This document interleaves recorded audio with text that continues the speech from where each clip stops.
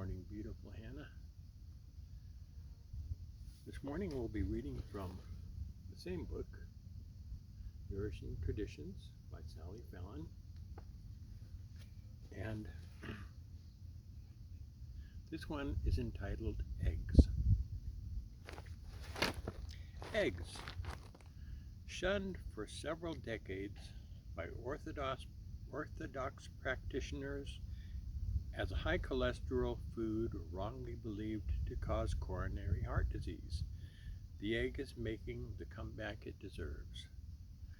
Eggs have provided mankind with high-quality protein and fat-soluble vitamins for millennia. Properly produced eggs are rich in just about every nutrient that we have yet discovered, especially fat-soluble vitamins A and D. Eggs also provide sulfur-containing proteins necessary for the integrity of cell membranes. They are an excellent source of special long-chain fatty acids called EPA and DHA, which play a vital role in the development of the nervous system in the infant and the maintenance of mental activity in the adult. No wonder Asians value eggs as a brain food. Egg yolk is the most concentrated source known of choline, a B vitamin found in lecithin that is necessary for keeping the cholesterol moving in the bloodstream.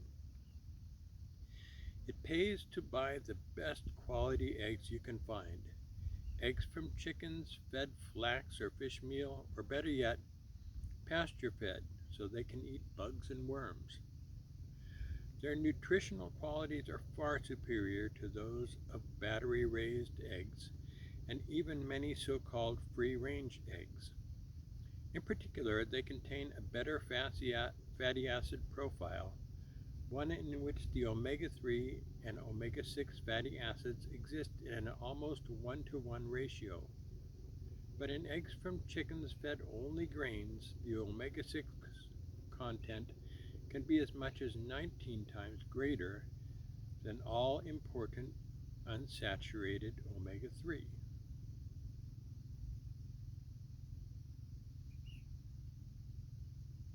Interesting.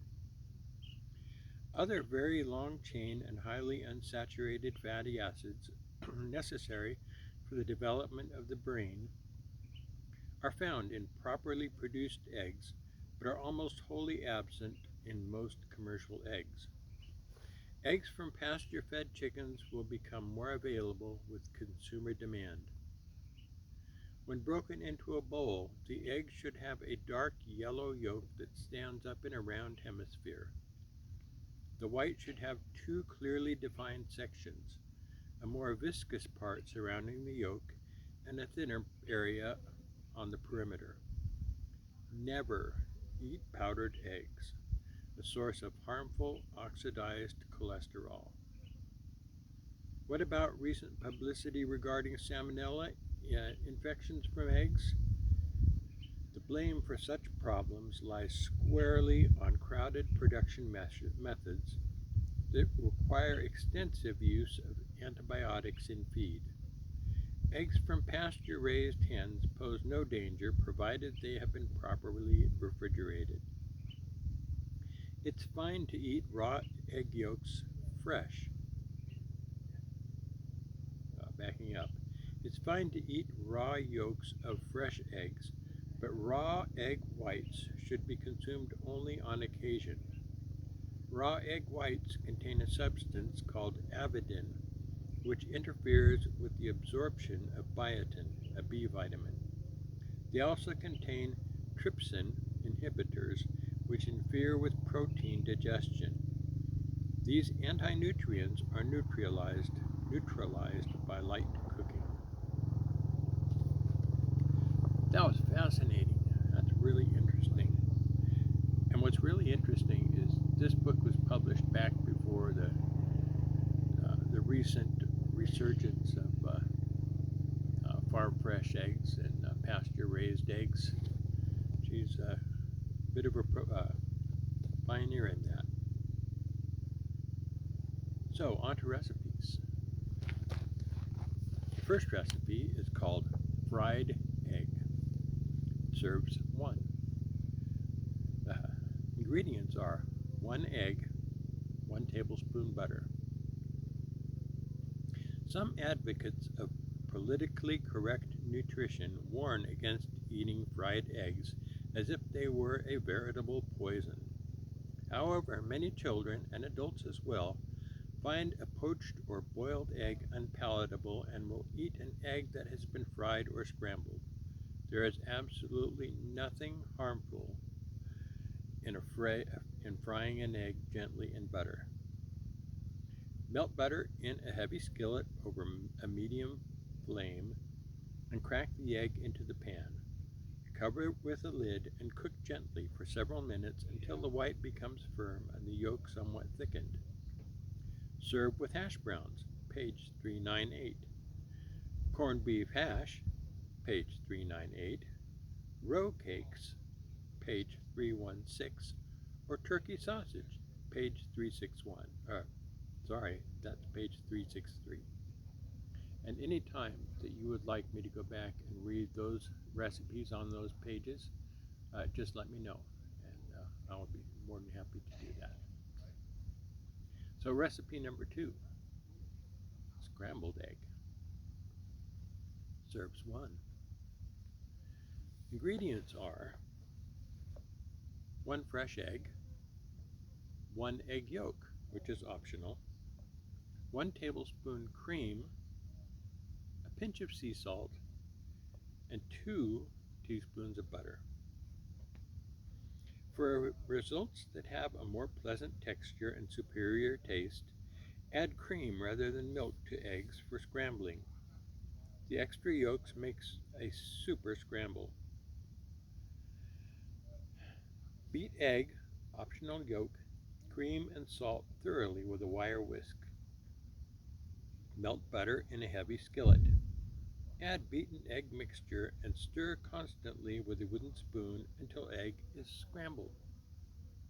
Serve immediately with hash browns, page 398, corned beef hash, page 398, roe cakes, page 316, or turkey sausage, page 363. Sidebar: government-sponsored health education programs have carried the low-fat propaganda into our schools. My mother is killing me, making me eat 2 eggs and bacon and toast with butter for breakfast, said an 8th grade boy after taking a health course in public school near Albany, New York. Future parents are being told that the food they need to have healthy babies contain cholesterol and saturated fats and will cause heart disease. Programs like these help boost the sales of breakfast cereal and skim milk and can be credited with high rates of injuries on the athletic field, eating disorders, depression, fatigue, infertility, and other health problems as the years roll by. And that is attributed to SWF, which I assume is Sally Fallon. There's a little menu with a cute little curly Q border around it, and it's called the Good Start Breakfast. Good Start Breakfast. Orangina. I don't know what orangina is. Scrambled eggs, chicken sausage patties, toasted natural yeast bread with butter and raw honey, ginger tea.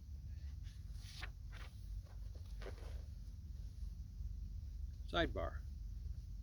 Oh, this is a quote. All right. This is a Bible quote. However, the Spirit expressly says that in latter times some will turn away from the faith, addicting themselves to seducing spirits and to teachings of demons, teaching lies and hypocrisy, burning up their own conscience, hindering marriage, abstaining from foods which God created to be consumed with thankfulness by the faithful and recognizers of the truth. That's from Timothy chapter 4, verses 1 through 3. Sidebar: While the fat fighters have been pushing skim milk and peanut oil, Dr. Alan Howard of Cambridge University, England, has discovered that whole milk actually protects against abnormally high cholesterol. Feeding 2 quarts of whole milk a day to volunteers caused a drop in cholesterol. Butter caused an increase in cholesterol. That doesn't mean that butter is bad for you. There's absolutely no proof that a temporary rise in cholesterol is harmful. Dr. Mann, Vanderbilt University School of Medicine, concurs with Dr. Howard. He found that 4 quarts of whole milk per day will lower the blood cholesterol by 25%. Cambridge's Howard concluded, all this business that saturated fats in milk are bad for you is nonsense. This is attributed to William Campbell Douglas,